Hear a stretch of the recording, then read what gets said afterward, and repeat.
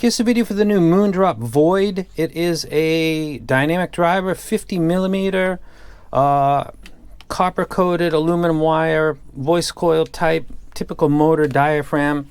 You go ahead and take a look at it and get a closer look. You can see that was easily removed. It goes back on easy. First impressions, the plus would be the sound. It sounds quite nice. I'm listening to a track. It's called Words of Wisdom, but I was listening to Violent from the Tupacalypse Now because it's got a very low drone. You can check that out if you want. Doesn't matter if you like the music, just to hear what I'm talking about. There's a low drone that goes on at all times. The Wraith, the Sennheiser 660s, I believe that was, or sets with that certain, just a certain amount or more roll-off, it gets impacted. This plays low frequency. Great. I'm kind of quite surprised.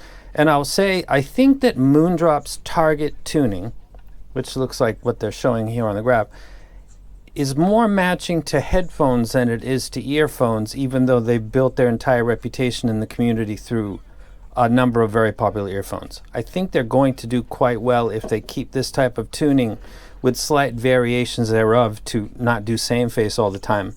This sounds on a bigger driver, kind of open back and some more space around your ear, much more appealing. It doesn't sound fatiguing in the treble, it just sounds clear. And the low end isn't tuned up, but it isn't de-emphasized either. It sounds actually quite nice. I'm very impressed with this first impressions. I've got a couple things that I want to mention at the very end. It does seem like it's harder to drive than I was anticipating. I never adjust this, but I actually had to when I listened to these because I thought for sure this would be kind of like the AKG. This says sensitivity of 110 dB. Okay. The AKGs are, I'm not sure what. I'm going to pin a comment later when I figure it out, because I can take a mic and I can play a signal out of this and adjust it to 77 dB on that dial and then write it down, and then do the same thing for the AKG and then write it down, because it seems to my eyes and my memory that I'm turning this up more to get it to the same listening level, which is quite a surprise because I thought this was going to be a super easy to drive set, but it's actually not. The headband is a metal slide, something you guys have seen a lot. It's got two pads on the inside of the headband. It's quite light, so it's quite comfortable. I don't think comfort's going to be an issue for anybody. The only issue that I think anybody's going to have with this, I'm sure there'll be a lot. The only issue that people that I follow and take my recs might run into is, number one, the build quality is good. No, okay, I'll take that. It's not bad.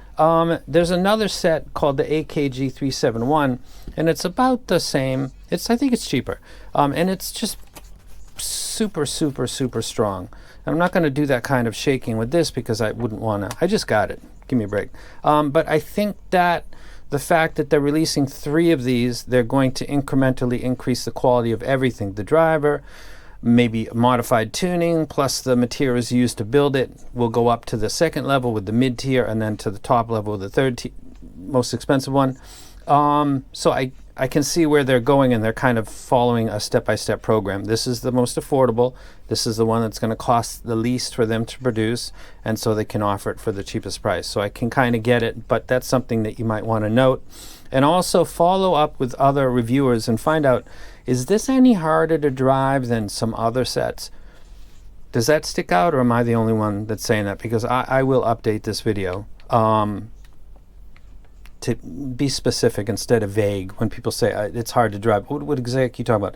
I have an ADI 2 DAC with a file that I'll link to so you can use it at your leisure. Using a mic and a measuring, using my iPad, how much does it take for that to get to 77 dB? This and other sets, if you want to request. I got difficult stuff like Hi-Fi Man and Mod House Audio and Susfar and all that. Because it's a little bit notable that this is need a little bit of push to get that clarity, but when it's playing at a good level, it sounds really, really nice. I'm quite impressed. I'm not surprised. I kind of thought Moondrop was going to do well.